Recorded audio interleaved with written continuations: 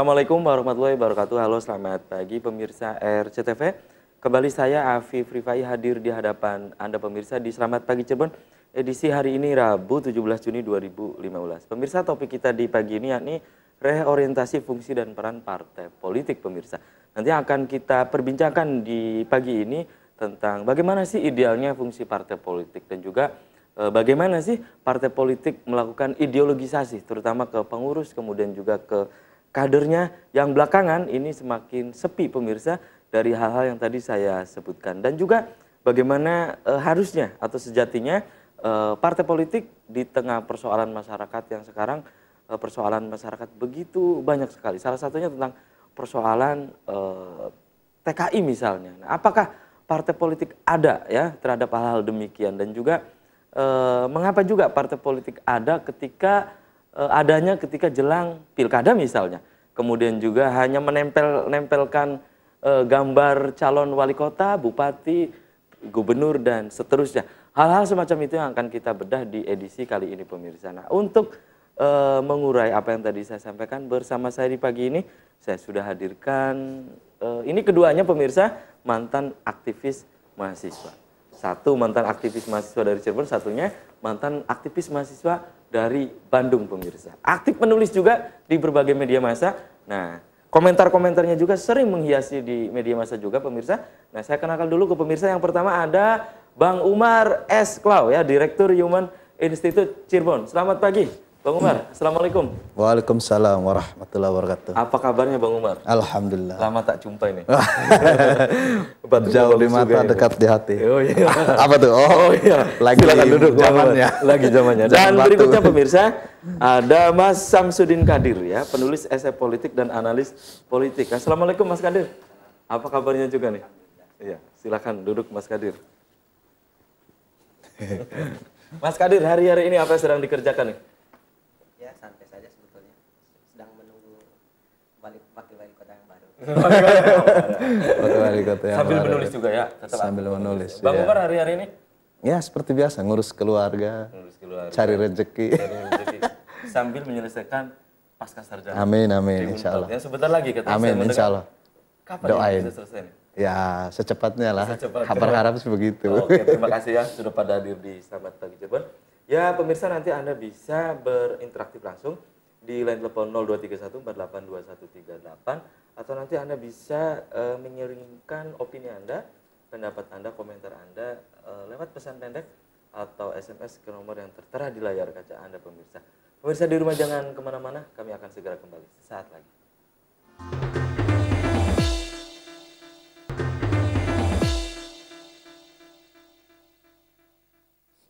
Terima kasih Anda masih di Selamat Pagi Cirebon pemirsa. Topik kita di pagi ini reorientasi fungsi dan peran partai politik nih pemirsa. Ada apa dengan partai politik? Sampai ada semacam reorientasi pemirsa. Ke Mas Kadir dulu sebelum saya ke Bang Umar nih.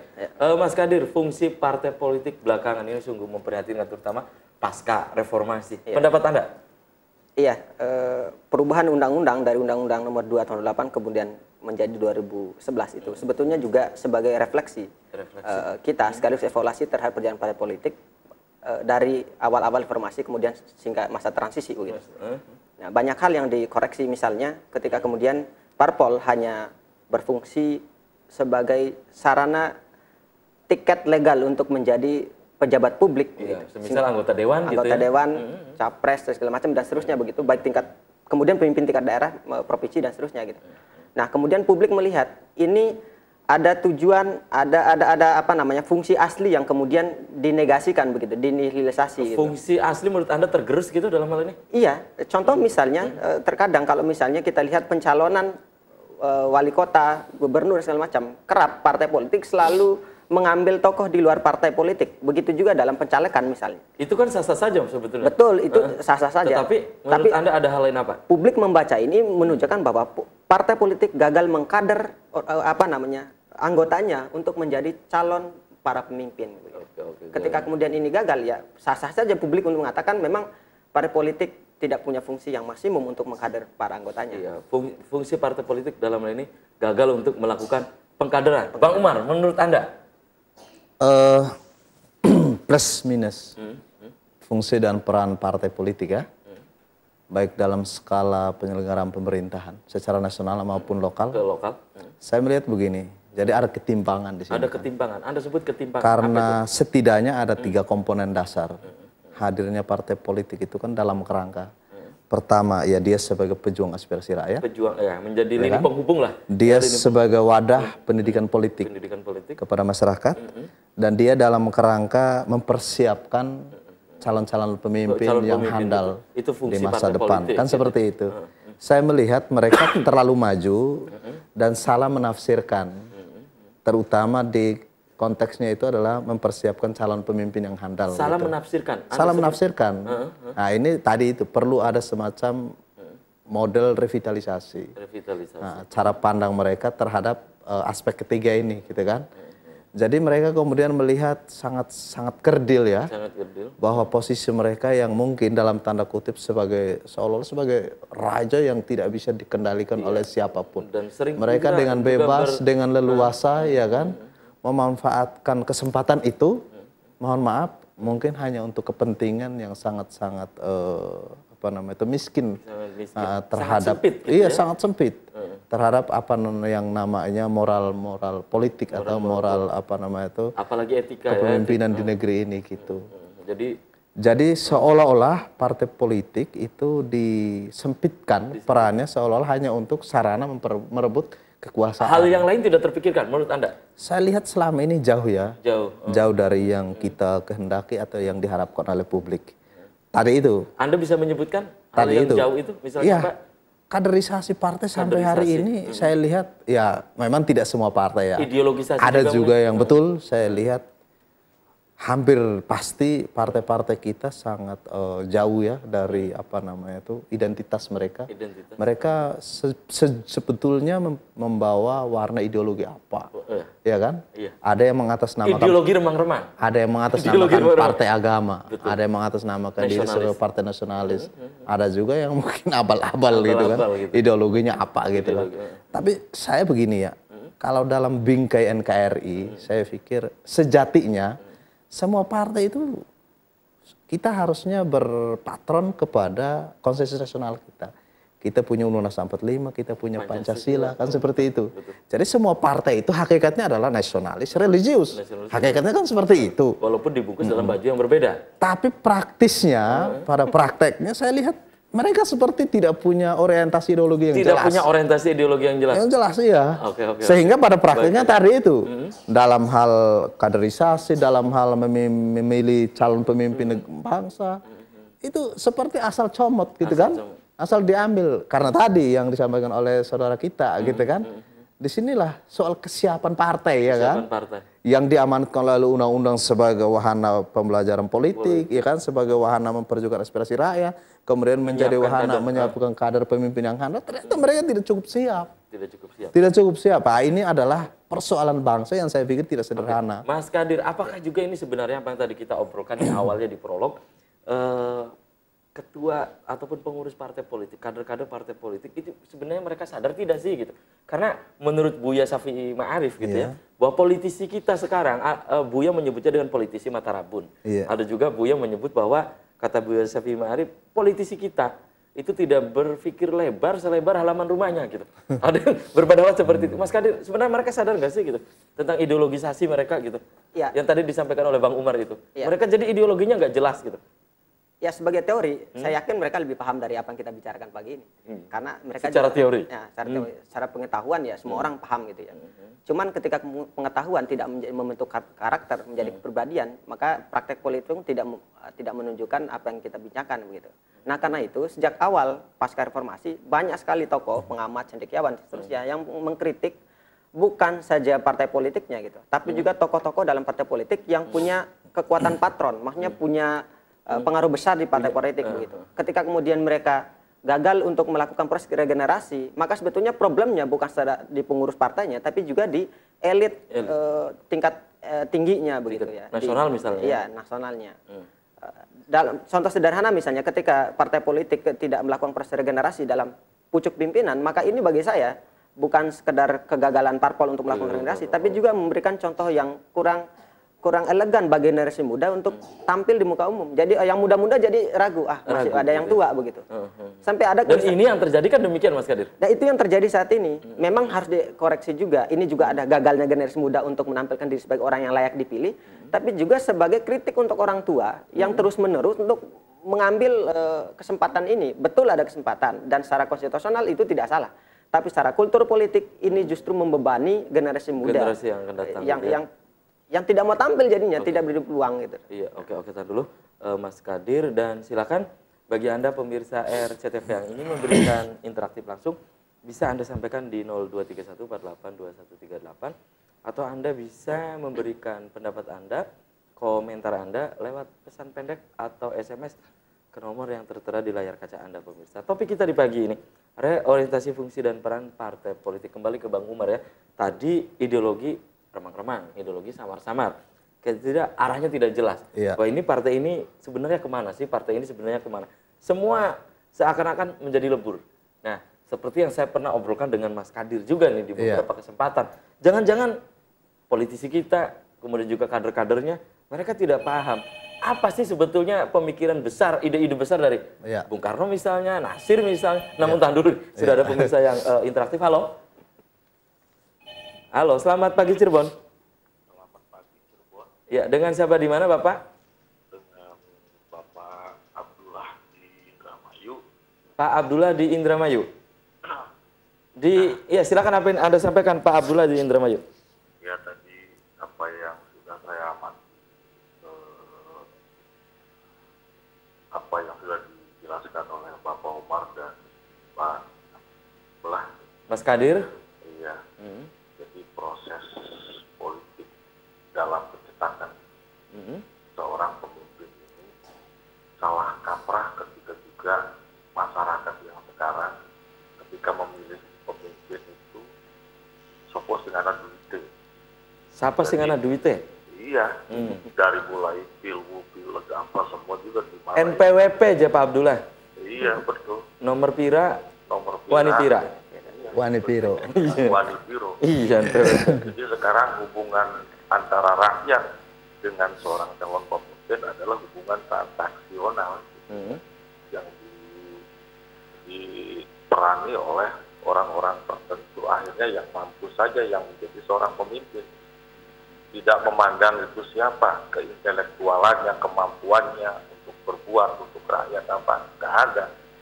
Dia cuma hanya memikirkan rakyat sekarang itu apa yang kemampuan orang itu berbuat untuk rakyatnya itu sekarang sebuah kemunafikan. Nah, kalau sekarang hidup di dalam dunia sekarang, demokrasi sekarang itu yang sukses adalah orang yang munafik. Baik. Iya, jadi orang yang munafik. Kebohongan. Ketika janji kampanye itu berbohong apa itu kan itu suatu kemunafikan gitu kan. Semoga suara Anda didengar nih oleh para politisi ya Pak Abdullah ya. Ditagih janji nggak ada gitu kan realisasinya. Terima kasih. Harus diimplementasikan kepada rakyat karena hitung-hitungannya tadi berapa saya yang keluar kampanye. Bagaimana modal harus kembali dulu. Harus kembali dulu. Terima kasih Pak Abdullah. Itu aja Pak. Terima kasih Pak Abdullah tadi di Indramayu. Sebelum menanggapi Pak Abdullah, saya kembali ke Bang Umar. Tadi kita terputus oleh interaktif tadi ya. Bang Umar, yang sering saya obrolkan dengan Mas Kadir, jangan-jangan para politisi kita, mereka tidak mengetahui apa sih pemikiran politik, ide besar dari Nasir misalnya, Hatta misalnya, Cokro Aminoto misalnya. Menurut Anda, ini kesalahannya di mana sih partai politik? Saya melihat bahwa secara normatif ada kajian gitu kan ya. Secara normatif ada kekeliruan besar dalam hal contoh misalnya ada dua istilah yang sedikit banyaknya mengganggu pikiran saya. Ada istilah pemanjang tangan partai, ada istilah petugas partai. Yang saya maksudkan dengan pemanjang tangan partai begini, itu di ADRT hampir semua partai itu menyebut bahwa yang namanya fraksi itu adalah kepanjangan tangan partai politik. Ini salah. Ini saya pikir ada sebuah kekeliruan yang tidak disadari sampai hari ini. Kenapa gitu? Loh, fraksi itu kan dia sudah menjadi pejabat publik. Mereka itu adalah anggota perwakilan rakyat, bukan anggota perwakilan partai. Kenapa kemudian di partai di undang-undang partainya masih disebutkan bahwa fraksi adalah kepanjangan partai politik. Ini kan lucu menurut Anda? Ketimpangan lucu, ada lelucon yang saya pikir secara sengaja dibikin dalam rangka mengacaukan keadaan perpolitikan bangsa ini kan. Itu satu. Yang kedua, petugas partai yang akhir-akhir ini ramai diperbincangkan di media massa di mana-mana kaitan dengan ini kan. Baru-baru ini kan Pak Jokowi maju, kemudian ramai diceritakan di mana-mana.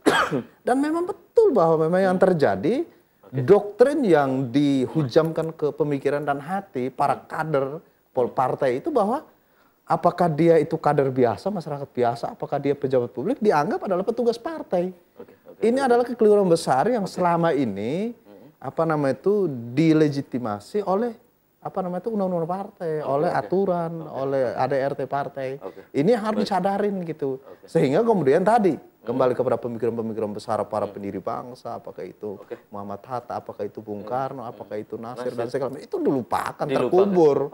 Ya, karena selesailah dengan doktrin-doktrin tadi. Tahan dulu Bang Umar, dan nanti akan saya tanyakan ke Mas Kadir juga dan Bang Umar. Jadi fraksi sebagai kepanjangan partai politik ini akhirnya mengakibatkan politisi menjadi bingung. Apakah mewakili masyarakat atau mewakili partai politik?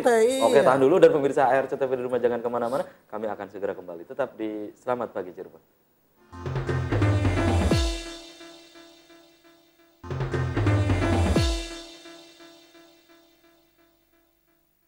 Ya, Selamat Pagi Cirebon masih di hadapan Anda pemirsa. Sebelum saya lanjutkan, saya bacakan dulu headline dari Koran Radar Cirebon hari ini pemirsa. Ya, edisi Rabu 17 Juni 2015 nih pemirsa. Semua kompak puasa besok. Ini mulai besok pemirsa, bulan suci Ramadan akan segera dimulai pemirsa ya. Kemudian prestasi terburuk kita sepanjang masa selama keikutsertaan kita di SEA Games ya. Ini di SEA Games Singapura kita peringkatnya yang baru tadi malam ditutup, kita peringkatnya peringkat ke-5 pemirsa. Ini prestasinya terburuk sepanjang masa. Ya, itu pemirsa salah satu headline dari Koran Radar Cirebon hari ini. Kemudian dari halaman Cirebon Metropolis, ini dari kota Cirebon, pemirsa. Ajis ingin bertemu Golkar dengan Partai Persatuan Pembangunan. Mengapa ingin bertemu pemirsa? Silakan juga Anda baca selengkapnya di Koran Radar Cirebon hari ini di halaman Cirebon Metropolis. Ya. Itu salah satu headline dari Koran Radar Cirebon hari ini di halaman Cirebon Metropolis. Kemudian dari halaman Kabupaten Cirebon pemirsa. Anda nih pemirsa RCTV di rumah ini harap hati-hati pemirsa. Waspada kolang-kaling pewarna tekstil. Ada saja pemirsa setelah beras plastik sekarang kolang-kaling nih. Ya, kemudian di Sperindak juga temukan sayuran busuk dan makanan kedaluarsa. Itu pemirsa salah satu headline dari Koran Radar Cirebon di halaman Kabupaten Cirebon. Kemudian dari Koran Rakyat Cirebon, koran politik terbesar di wilayah Ciayu Majakuning. Ini masih tentang konstelasi politik di kota Cirebon. Ya, fraksi Golkar siap jadi bemper. Bemper apa pemirsa? Silakan Anda baca selengkapnya di Koran Rakyat Cirebon hari ini. Kemudian ini berita dari kota Cirebon, kemudian ini berita dari Kabupaten Cirebon. Sunjaya ingin maju lagi di pilkada berikutnya pemirsa. Kemudian Mustafa nggak mau mengomentari. Mengapa tidak mau mengomentari pemirsa? Silakan juga Anda baca selengkapnya di Koran Rakyat Cirebon hari ini ya. Kemudian dari halaman Pro Cirebonnya nih. Ini dari kota Cirebon yang sebentar lagi ini akan segera dibuka ya. PPDB wajib gunakan perwali baru. Mengapa harus wajib menggunakan perwali baru? Silakan juga Anda baca selengkapnya di Koran Rakyat Cirebon hari ini di halaman Pro Cirebonnya pemirsa. Nah, itu headline ya, salah satu headline dari Koran Radar Cirebon maupun Koran Rakyat Cirebon hari ini. Dan tentunya pemirsa masih banyak lagi berita-berita yang cukup menarik lainnya yang tersaji baik di Koran Radar Cirebon maupun Koran Rakyat Cirebon hari ini. Dan ini sudah ada SMS yang masuk nih ya dari Trisno di Duku Semar. selayaknya pengurus partai politik sebelum ditetapkan menjadi pengurus ini harus melalui uji kelayakan dan kepatutan katanya.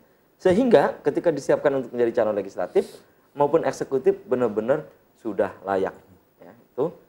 Kemudian ini ada SMS lagi yang masuk.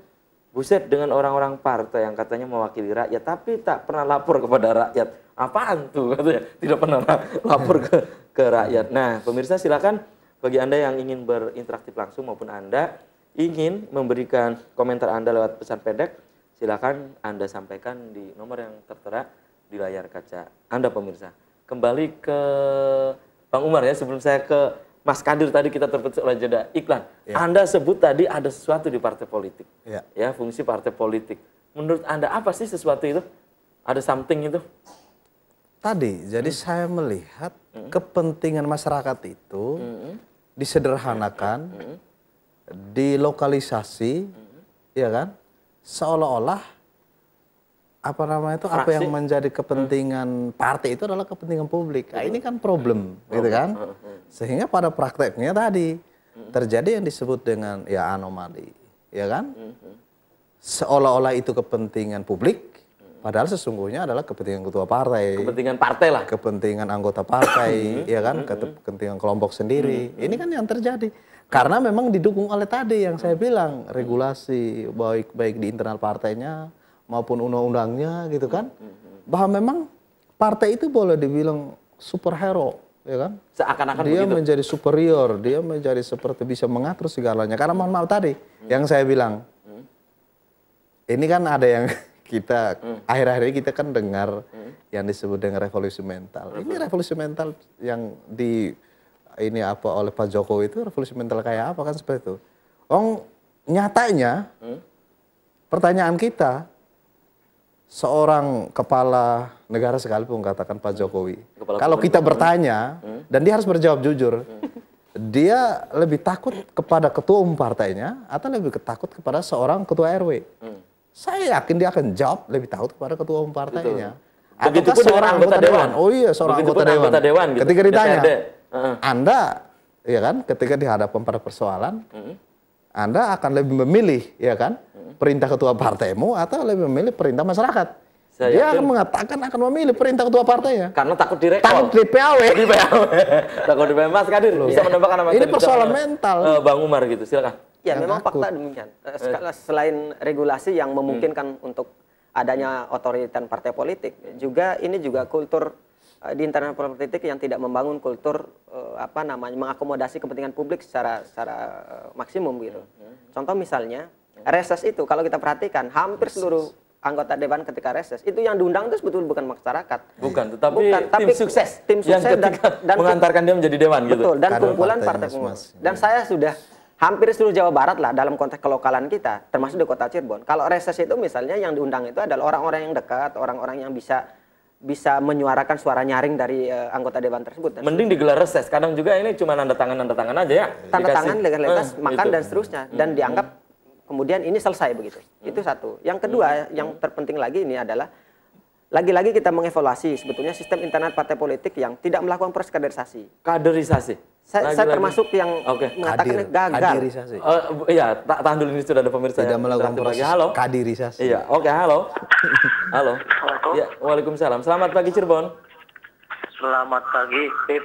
Ya, dengan siapa di mana Bapak? FND, Pip. Ya, silakan apa yang Anda sampaikan. Ketua Golkar Kota Cirebon. Senior. Iya, senior. Saya sangat tidak setuju dengan yang disampaikan oleh Saudara Umar ya. Bahwa praksi menjadi kekacauan politik. Praksi menjadi kekacauan politik. Oke. Saya sebagai Malang Melintang ya hampir 30 tahun di politik. Saya kira salah kaprah. Mengatakan bahwa praksi itu adalah bukan perwakilan atau perpanjangan partai. Anggota partai itu berangkat tidak keluar dari belahan batu. Yaitu dicalonkan oleh partai dan dipilih oleh rakyat. Dua sisi itu bagai dua sisi mata uang. Khususnya di legislatif itu ada dua posisi. sebagai wakil rakyat dan sebagai wakil Partai. Kita bisa tidak menafikan hal itu. Ya. Ketika sebagai wakil rakyat adanya di komisi. Bukan di fraksi. Di fraksi itu adalah lobby-lobby yang dilakukan. Contohnya sekarang ini E2. Gonjang-ganjing E2 ini adalah lobby-lobby yang dilakukan bukan komisi, bukan sebagai wakil rakyat, tapi posisi di fraksi. Oke. Jadi salah besar Saudara Umar mengatakan bahwa adanya fraksi adalah kekacauan, ya sehingga politisi yang ada di legislatif itu menjadi serba salah. Enggak. Oke, baik. Turunnya anggaran APBN, APBD provinsi, itu adalah karena ada lobby-lobby di fraksi. Oke, baik. Ketika ada kebuntuan, beri kasih kesempatan ya, Habib ya. Ketika ada kebuntuan, yang bicara itu adalah bukan komisi. Komisi itu adalah di sana posisi sebagai wakil rakyat. Di komisi A, di komisi B, di komisi C. Tetapi ketika fraksi mengatakan dalam menjadi kekacauan, baik. apa adalah salah besar, Habib ya. Oke, baik. Ya, Oke, karena Kang Pendi. posisi fraksi adalah kepanjangan partai, di mana kepentingan partai bukan kepentingan partai secara sempit. Baik, Bagaimana partai ya mempunyai konsep-konsep, mempunyai program-program, tidak bisa ketua partai bicara di DPRD, enggak. Baik. Terima kasih, Kang Pendi. Ya, kepentingan partai untuk kepentingan masyarakat. Oke, baik, Kang Pendi. Terima kasih. Terima kasih, Pip. Ya, terima kasih. Waalaikumsalam. Dari Kang Herawan Effendi. Iya, saya jawab dulu karena ini kan menyangkut. Dibaca dulu ini SMS sudah masuk. Para kader partai politik kalau mau mencalonkan banyak mengumbar janji. Kalau sudah jadi banyak yang dusta. Ya, kemudian banyak sekali nih SMS yang sudah masuk. Antara DPR dengan rakyat masih bagaikan minyak dan air. Dari Dedi Rangga, Taman Kalijaga, Permai. Dan itu beberapa SMS yang sudah masuk dan banyak sekali yang lain. Sebelum ke Bang Umar, Mas Kadir dilanjut dulu. Sebelum saya ke Bang Umar. Menanggapi tadi Kang Pendi. Silakan. Iya. Ini yang ketiga sebetulnya poin saya sederhana. Apa itu? Ini mungkin terlalu cengeng ya. Elit kita sekarang itu kehilangan rasa cinta saja. Rasa cinta kepada? Ya kepada rakyatnya sebetulnya. Jadi hanya main di janji saja kan selama ini tuh. Itu tidak dari hati. Kalau betul-betul ingin pro rakyat dan segala macamnya, sebetulnya kan tidak perlu takut dengan ketua partai politik, tidak perlu takut dengan fraksinya, segala macam dan seterusnya gitu. Udah jalan saja gitu. Toh yang milih juga kan bukan ketua partainya atau elit internal partainya, tapi yang milih adalah rakyat. Dan mereka bertanggung jawab secara konstitusional kepada rakyat. Atau kalau saya bisa meminjam istilah David Aston itu kan, bahwa politik kita sekarang itu politik yang mematikan gitu. Bukan kalau dengan cinta berarti politik yang tidak mematikan. Tidak mematikan, menghidupkan. Selalu hidup. Selalu hidup. Oke, tahan dulu Mas Kadir, nanti saya ke Bang Umar menanggapi tadi senior kita, Kang Pendi. Namun tahan dulu, dan pemirsa di rumah jangan kemana-mana, kami akan segera kembali. Tetap di RCTV.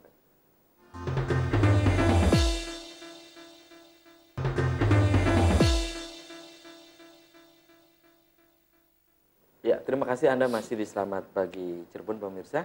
Di segmen terakhir ini kami juga masih membuka Anda untuk berinteraksi langsung, maupun Anda untuk memberikan pesan Anda, kemudian juga komentar Anda, pendapat Anda, opini Anda lewat pesan pendek atau SMS. Saya ke Bang Umar ya, tadi menanggapi senior kita, itu Pak Kang Herawan Effendi, tentang tidak setuju bahwa fraksi itu merupakan kepanjangan dari partai politik gitu. Menurut Anda tadi menanggapi Kang Pendi? Ya, saya pikir sah-sah saja. Ini kan namanya juga pemikiran saya. Iya, betul. Dan saya masih punya bagian dari dialektika lah. Dan saya masih punya keyakinan bahwa apa yang saya sampaikan ini adalah akan menjadi sebuah kebenaran dalam konteks prakteknya. Secara konsep, secara normatif, saya setuju dengan yang disampaikan oleh beliau, oleh Kang Pendi gitu kan. Bahwa memang perlu bagaimanapun anggota dewan, seorang wali kota, seorang wakil wali kota itu ya tidak muncul dari sekedar proses biasa, tapi itu kan melalui lobby dan segala macam. Oke lah, maka di situ peran eksistensi partai perlu kita hargai. Tapi maksud saya begini, artinya ini ada stressing point kaitan dengan tanggung jawab, ya kan? Kaitan dengan tugas mulia seorang pejabat publik yang namanya namanya pejabat eksekutif, pejabat legislatif, itu dia sudah orientasinya itu penuh kepada publik, bukan lagi berbicara mohon maaf partai itu kan alat, sebagai kendaraan partai itu kan alat kan seperti itu. Kan saya ibaratkannya begini, partai itu adalah senjatanya, ya kan, pemimpinnya itu adalah pelurunya. Ini dua sisi yang berbeda. Ketika dia sudah dilepas menjadi sebuah anak panah, ya untuk menghembusi, ya kan, bagaimana apa namanya itu kejamannya musuh, sudah berpisah antara alat dengan peluru itu, kan seperti itu. Ada garis demarkasi yang jelas. Ada garis demarkasi yang jelas. Tapi yang terjadi selama ini seolah-olah peluru sudah dilepas, tapi masih ditarik-tarik. Masih ditarik-tarik terus. Masih dibawa-bawa. Ya, kalau kata gitu orang kan. Cirebon itu dilepas. Kepalanya di masih dipegang, masih dipegang ekornya, gitu kan. Itu yang terjadi. Sehingga tadi ada kerancuan-kerancuan yang sangat-sangat ini saya pikir menimbulkan permasalahan-permasalahan besar dalam konteks penyelenggaraan pemerintahan. Akhirnya menjadi itu tadi ya, menjadi kegamangan itu. Kadang juga wakil rakyat banyak yang berbicara juga, termasuk ya rekan-rekan di nasional juga, Saiful Mujani dan seterusnya, ya, termasuk Bang Boni Hargen dan seterusnya. Ini kadang wakil rakyat kita itu mengalami kegamangan. Satu sisi apakah dia akan mewakili masyarakat? Itu yang saya sampaikan apakah tadi. juga mewakili partai politik? Mereka ini harus berpatron kan? kepada pimpinan partainya ataukah kepada masyarakat. Kan seperti itu yang terjadi karena diikat di situ. Di undang-undang partai atau di aturan partai di ADRT. Oh, saya juga ngalami karena saya bergaul dengan teman-teman partai politik gitu kan. Ketika yang namanya anggota partai politik atau pimpinan partai politik menyampaikan aspirasi atau menyampaikan mungkin misinya kepada apa namanya itu anggota dewan, mereka selalu menggunakan pasal itu.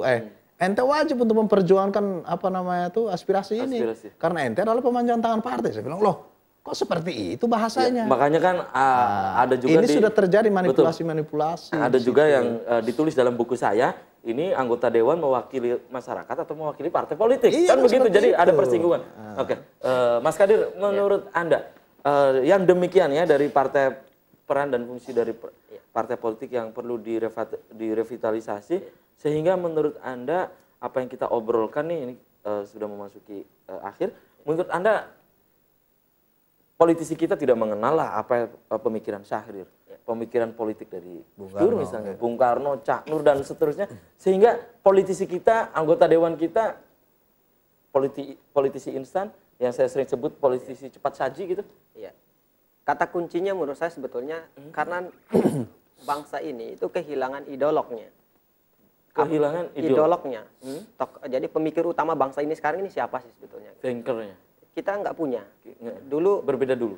Dulu kalau dan, bicara maaf saya potong, Anda sering menyebut bahwa dulu sering berdiskusi dan perdebatan itu hal-hal yang bersifat substantif gitu, yang penting dan besar gitu. Bukan masalah urusan berapa kursi, saya dapat kartu apa, ini untuk apa, enggak. Tapi urusan besar yang memang menguras banyak tenaga gitu. Sekarang pertanyaan saya sebetulnya, dari seluruh ketua partai saja misalnya, siapa sih di antara semua itu yang punya pemikiran besar yang bisa diterima oleh tokoh yang lain?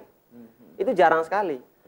Bukan saja karena kegamangan ketua partai politik lain untuk menerima gagasan yang berbeda, tapi juga memang tidak punya ruang untuk menerima orang lain gitu. Bukan karena apalagi jangan-jangan mereka tidak punya konsep gitu kan? Saya khawatirnya begini, kita sekarang ini mau yang nasionalis, agama, bagi saya negara ini sekarang ini semuanya punya agama dan agama bagi saya adalah spirit untuk membangun negara ini gitu. Tanpa kemudian menyebut negaranya apa, yang jelas itu.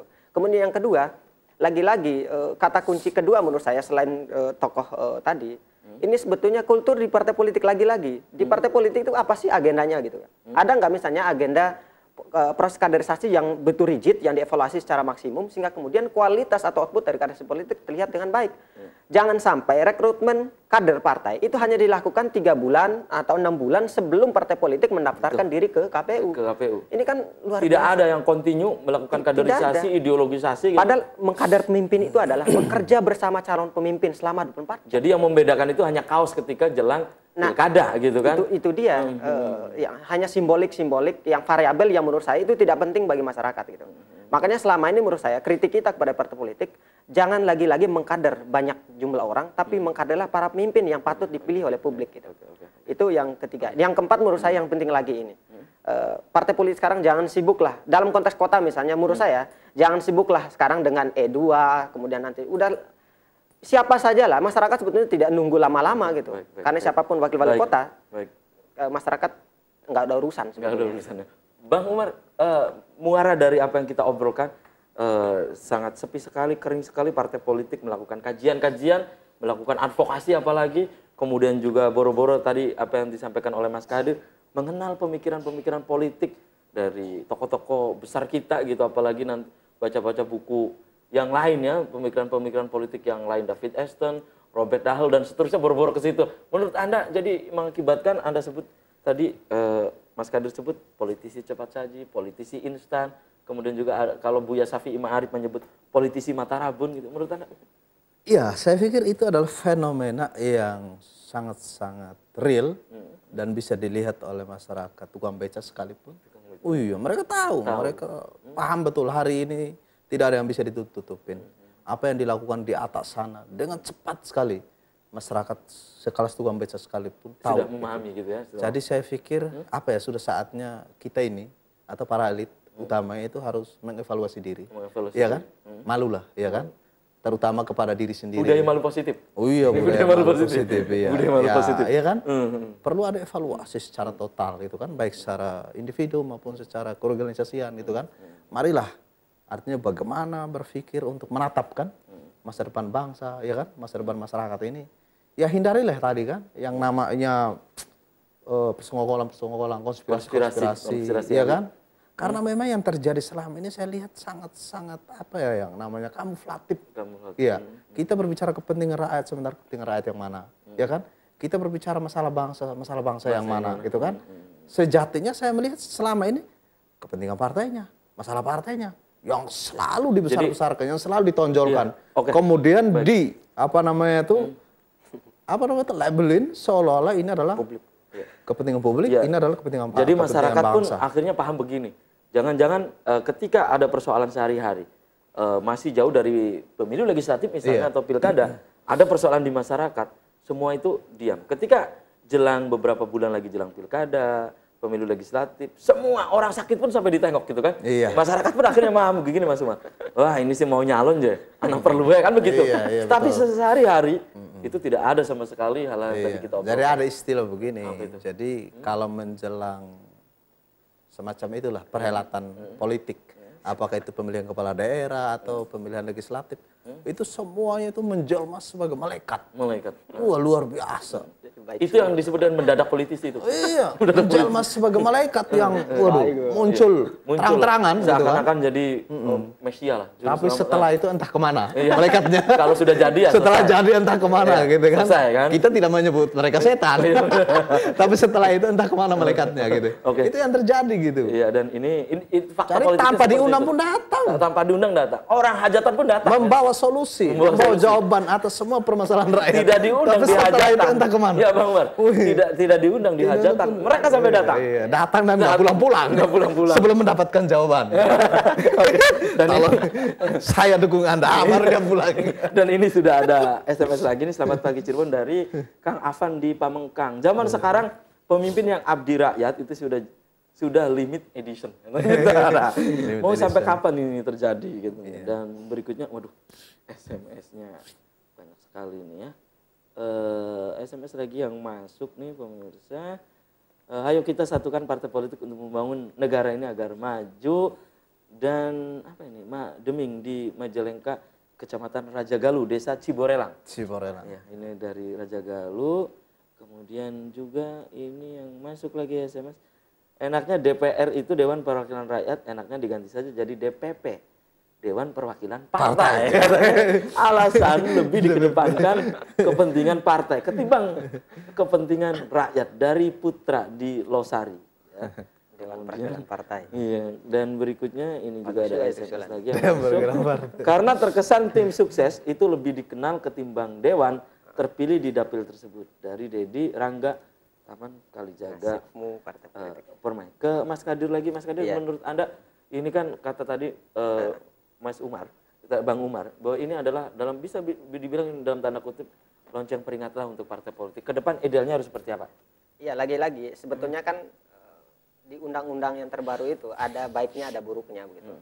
Buruknya ya tadi catatan Mas Umar gitu.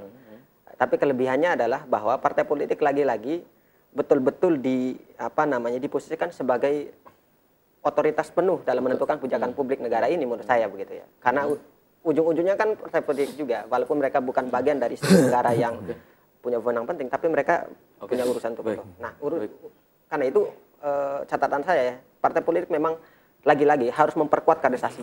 Memperkuat. Oke, tahan dulu. Bang Umar, idealnya sejatinya partai politik ke depan harus seperti apa? Singkat saja.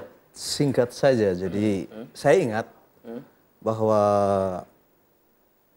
politik Montesquieu, artinya konsep Montesquieu tentang trias politika, pembagian kekuasaan itu, yudikatif, eksekutif, legislatif, itu kemudian diselewengkan oleh partai. Kalau saya berani menyebut seperti itu. Diselewengkan oleh partai. Oh iya, itu kan sebagai antitesa terhadap praktek kenegaraan, monarki, kerajaan. Ketika itu. Iya, Raja Louis kan, iya kan. Kemudian muncullah teori beliau kan dalam rangka pembagian kekuasaan. Tapi kemudian disederhanakan dengan kekuasaan partai. Iya. Akhirnya dipelintir. Jadi ya yudikatif dikuasai siapa, eksekutif dikuasai siapa, legislatif dikuasai siapa. Jawabannya dikuasai partai politik. Oke, tahan dulu. Dan waktu kita terbatas di Selamat Pagi Cirebon. Banyak sekali sebenarnya yang ingin kita obrolkan ya. Tadi saya Montesquieu, saya ingat Machiavelli, saya ingat John Locke, jadi dan seterusnya. Mas Kadir di closing statement silakan apa yang Anda sampaikan. Singkat saja. Ya, memang partai politik harus berhenti menjadi elemen otoritarian negara, karena musuh negara ini adalah otoritarianitas. Ketika kemudian partai politik selalu otoritarian, maka dia mesti berlawanan dengan kepentingan publik, dan rakyat akan selalu melakukan itu nanti ketika kemudian partai politik begitu. Kita harus lawan. Oke, Mas Bang Umar silakan di closing statement. Ya, saya mengulangi 3 aspek yang harusnya ini berproses dan dikerjakan oleh partai secara terintegrasi. Kalau partai itu mau sehat, tadi kan partai sebagai wahana pembelajaran politik buat masyarakat, kemudian partai sebagai wahana untuk menyiapkan kader pemimpin yang handal, kemudian ini sebagai pejuang aspirasi rakyat, bukan aspirasi partai. Ini harus berjalan beriringan gitu kan. Tidak bisa salah satunya saja hanya sekedar berpikir tentang bagaimana merebut kekuasaan atau bagaimana mencapai kekuasaan itu. Ini yang terjadi saat ini. Kemudian terjadilah tadi kan kegaduhan, kesimpang siuran, ya kan, terjadi manipulasi segala macam. Nah ini tiga-tiganya ini. Kalau partai politik ini mau kembali punya muka, ya kan, di mata rakyat. Kemudian dipercaya. Dipercaya jangan hanya sekali-kali loh. Seperti sekarang ini kan, Pak Jokowi dipercaya. Tapi karena kerjanya nggak benar, kemudian kan nanti, kemudian masyarakat akan mencari lagi kemana, kamu gitu. Ini kan yang terjadi kan, kasihan. Sejatinya adalah bukan kesalahan Pak Jokowi kalau boleh saya bilang, kesalahan partai. Itu yang harus bertanggung jawab. Harus jelas kesalahan partai. Sudah pada hadir di Selamat Pagi Cirebon ya pemirsa. Banyak sekali SMS yang masuk nih. Mohon maaf tidak semua SMS bisa saya bacakan. Dan bagi Anda yang sudah memberikan interaktif, saya juga aturkan terima kasih. Itulah Selamat Pagi Cirebon kita kali ini. Semoga bermanfaat. Terima kasih juga atas perhatian dan kebersamaan Anda. Akhirnya saya Afif Rifai dan kru yang bertugas pada pagi ini pamit undur diri. Selamat beraktivitas dan wassalamualaikum warahmatullahi wabarakatuh. Waalaikumsalam warahmatullahi wabarakatuh. Wah, ini Pak Edi Suripno langsung